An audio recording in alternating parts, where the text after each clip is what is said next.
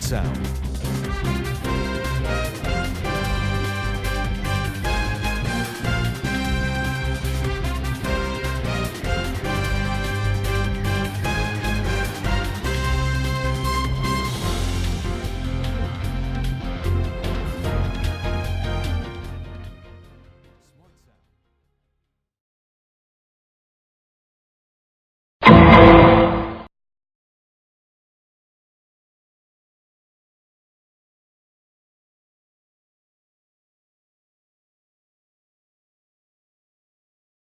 En 2016, le Parti libéral a implémenté un nouveau système de paiement qui était supposé de payer les fonctionnaires d'État d'une façon efficace et facile, mais, plus important encore, d'une façon 100% automatisée. Ce système était nommé Phoenix. Cependant, presque immédiatement après son implantation, plusieurs problèmes se sont présentés. Des milliers de personnes employées par le gouvernement étaient escroquées de grandes sommes d'argent. Aujourd'hui, une année complète après son implantation, le problème n'est pas encore réglé. Le temps écoulé ne donne rien de plus que de chances pour des problèmes encore plus sévères à se manifester. Comme problème, Phoenix serait très difficile à réparer. Des situations devenues si sévères qu'ils commencent à se multiplier exponentiellement le plus qu'on attend. Mais pourquoi un tel système s'est mis en place? On est allé rencontrer le secrétaire parlementaire Stephen McKinnon, travaillant pour le ministre Judy Foote, qui est le ministre en charge de l'implémentation des systèmes de paiement comme Phoenix. Il était capable de nous renseigner sur quelques aspects de Phoenix. Vous nous parliez un peu des raisons initiales pour mettre en place un nouveau système de paie. On avait un système de paie qui existait depuis 40 ans. On avait, donc, le système avait beaucoup de défauts, n'était pas à la fine pointe de la technologie. C'est un système, comme beaucoup de systèmes de technologie de l'information au gouvernement, avait grand besoin d'être modernisé. Donc l'implantation technologique a eu lieu. Mais il y a effectivement dans le système Phoenix, ou ce qui est connu comme Phoenix, deux volets. Il y a la modernisation de la paie, puis il y a aussi la consolidation des effectifs des agents de rémunération dans un centre à Miramichi. Cette décision-là a été prise par l'ancien gouvernement. Et c'est avec la migration, le transfert vers ce nouveau système-là, de cette consolidation-là, où les problèmes ont surgi. Parfait. Quels étaient les bénéfices prévus de Phoenix? Phoenix, comme je vous ai dit, était censé moderniser la chose, rendre beaucoup plus disponible aux gens qui travaillent, une espèce d'autogestion de leur cas de paie. Également, c'était une base technologique beaucoup plus solide pour les années à venir. Donc, il y avait de bonnes raisons, de bonnes motivations qui ont mené à Phoenix, sauf que l'implantation sous l'ancien gouvernement avait plein de défauts, ce qu'on est à découvrir à l'heure actuelle. À quel moment pensez-vous que Phoenix pourrait répondre au nombre de prestations des services prévus? Et ça s'améliore. Déjà, les cas qui existaient avant Phoenix sont presque tous réglés maintenant.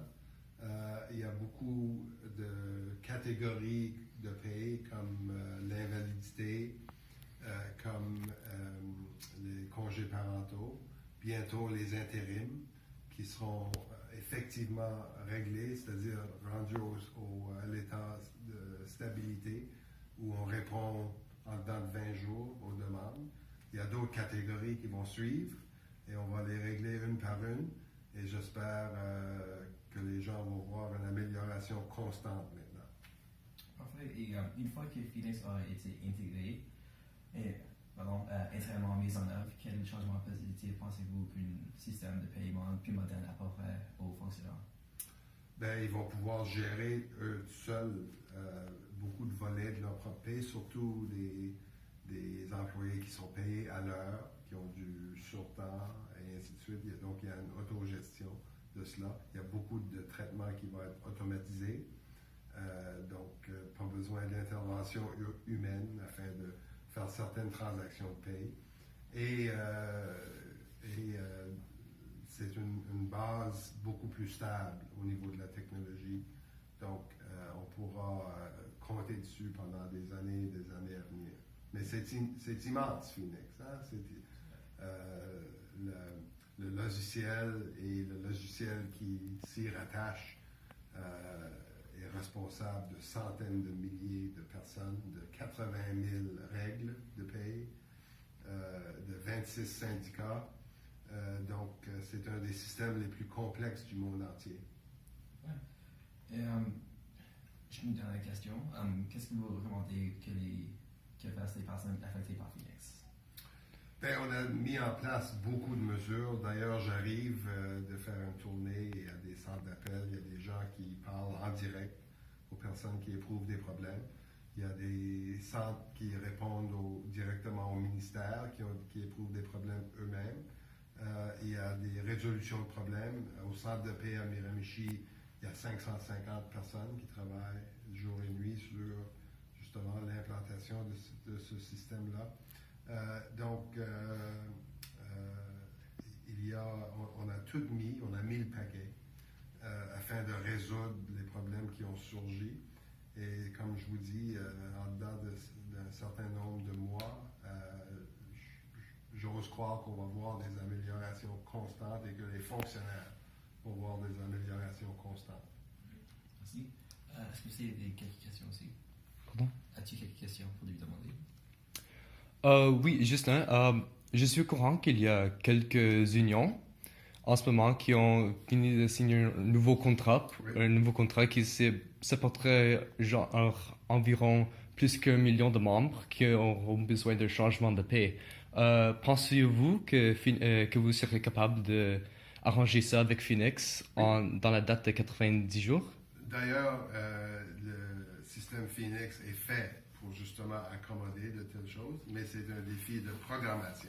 Oui, oui. Donc, il faut tout programmer les dispositions de ces conventions collectives-là. Évidemment, on va être à mesure de faire ça, oui. Ok, merci beaucoup. Brahim? J'ai aucune question. Merci beaucoup. Comme dit par le secrétaire parlementaire, il y a plusieurs étapes encore qu'on devrait prendre avant que la situation soit réglée. Cependant, on est loin de ce point. Durant l'entrevue, M. McKinnon a évité de répondre à plusieurs questions clés, comme la manière exacte que Phoenix va régler, les problèmes qu'il y a causés et comment le gouvernement va régler Phoenix lui-même. On a alors interviewé une travailleuse du gouvernement qui a un peu de connaissances sur le sujet et qui peut partager quelques-unes des situations avec nous.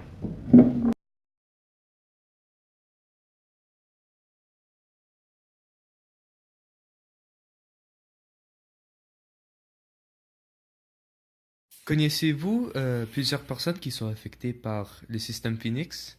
Et si oui, pouvez-vous décrire quelques-unes de ces circonstances? Oui, certainement. Premièrement, il y a 3 personnes qui ont gagné des postes intérimaires. Ces positions ont commencé le mois de juin en 2016. N'ont pas été payées encore. Nous sommes ici la fin de mars 2017. Seulement par exemple, une de ces personnes se sont trouvées la période de paix juste avant Noël. Il a reçu un courriel de ressources humaines lui disant que le système Phoenix n'était pas capable de lui payer le montant supplémentaire qui lui était dû. Alors, au lieu de lui donner le même paie sans ajustement, je ne sais pas si c'est ça le mot, mais ils lui ont dit qu'il ne va pas recevoir de paie du tout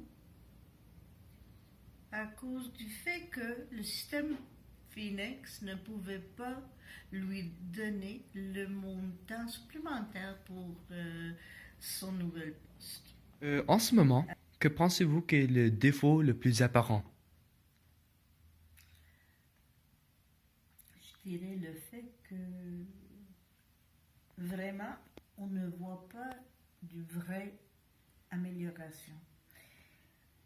Dans les journaux, ils nous disent que l'arrivée se diminue,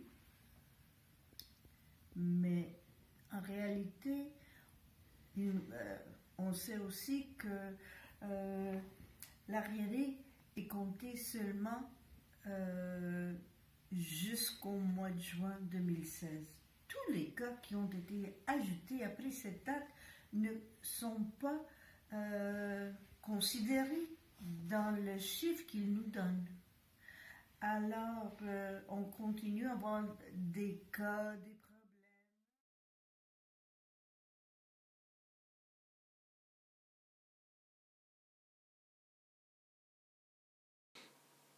Finalement, après avoir recueilli toutes les informations à propos de Phoenix System, on peut constater qu'il y a deux côtés à cette situation. Le gouvernement essaie de minimiser l'importance réelle de celle-ci, mais en réalité, elle apparaît d'être très sévère. Comme a dit Madame DiPreto, il y a plusieurs personnes affectées qui ne peuvent rien faire de leur situation. Soit qu'ils sont surpayés et sont donnés une somme obstruse sans savoir quoi ils sont dus, ou soit qu'ils ne sont pas payés du tout et laissés sans une méthode actuelle pour se supporter financièrement. Cependant, on peut conclure que le problème actuel est qu'il n'y a rien de visible qu'on peut faire. Le système Phoenix a trop de problèmes superposés une sur l'autre et il n'y a pas assez de temps de tous les régler avant qu'il n'y ait le double qui prenne leur place. De plus, puisque le gouvernement refuse d'annuler le projet, on gaspille et perd une somme impeccable d'argent nationalement sans cesse. Bref, sans méthode immédiate de résoudre le problème, le meilleur moyen d'action serait de continuer d'investir dans l'accélération de l'accomplissement du débogage final. De cette manière, on pourrait enfin passer moins de temps à arranger les situations intérieures et plus de temps à amender tous les problèmes causés par le système dans l'entièreté de son temps en action.